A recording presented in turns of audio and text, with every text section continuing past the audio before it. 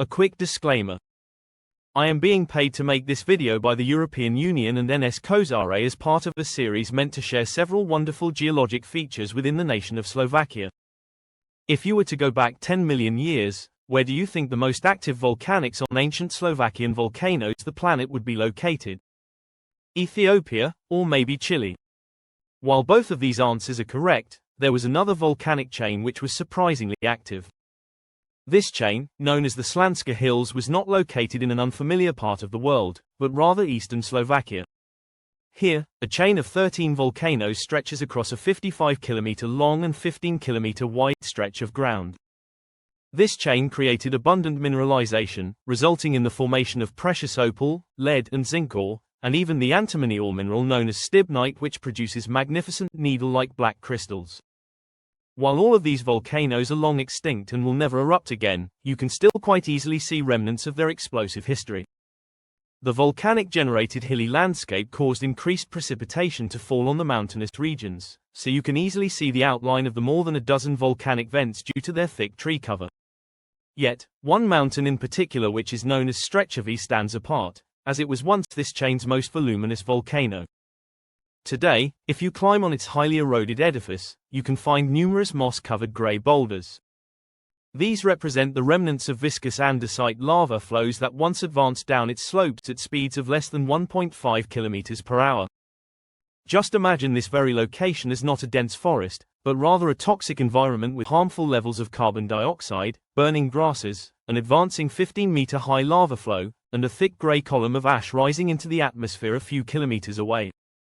Volcanic rocks. As you walk around the remnants of this ancient volcano, you might also see other more colorful rock types such as red rhyolite, which created large rounded features known as lava domes. There are also thick pillars of assorted volcanic rocks which were carved by millions of years of erosion to form large pillars. These pillars, which contain both sand and fist-sized particles, represent the deposit from Strechový's most deadly hazard, pyroclastic flows. Pyroclastic flows are superheated currents of primarily gas, but also lava fragments and superheated ash which are hotter than 500 degrees Celsius and often move at speeds exceeding 100 kilometers per hour. Notice how this deposit is approximately 10 meters thick, consisting of two pyroclastic flow tuff layers, each of which is about 5 meters thick, and a single thinner ashfall tuff layer between the two.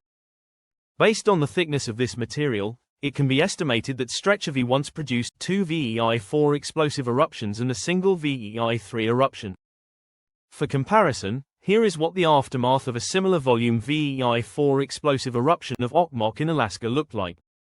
If we were to compare Strechový to a modern active European volcano, it would be closest to Italy's destructive Mount Vesuvius. Strechový volcano. Strechový once rose to a height of 1,800 meters above sea level, and during its 100,000-year-long lifespan produced hundreds of explosive volcanine eruptions. Initially, Strechový emitted blocky andesite lava flows which were accompanied by intermittent vent-clearing explosions. However, over time its eruptions became increasingly explosive, with the amount of ejected ash soon overtaking the amount of lava emitted.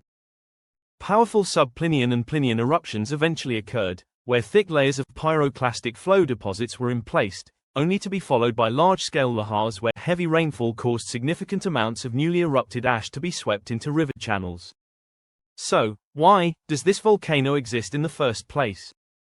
Why these volcanoes formed? The answer is that before the Miocene period began, a tectonic plate collision was ongoing where the North European platform was being subducted underneath the Central Carpathian block. However, during the Miocene this subduction ceased, but soon the dangling motionless subducting slab became increasingly unstable. Eventually, this dangling slab snapped off and sunk into the lower mantle.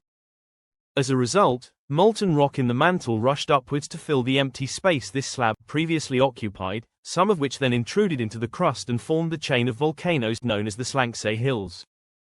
Two cinder cones. As a final note, the Slanské Hills do not only involve 11 stratovolcanoes but also two cinder cones, with these cinder cones having each only erupted once.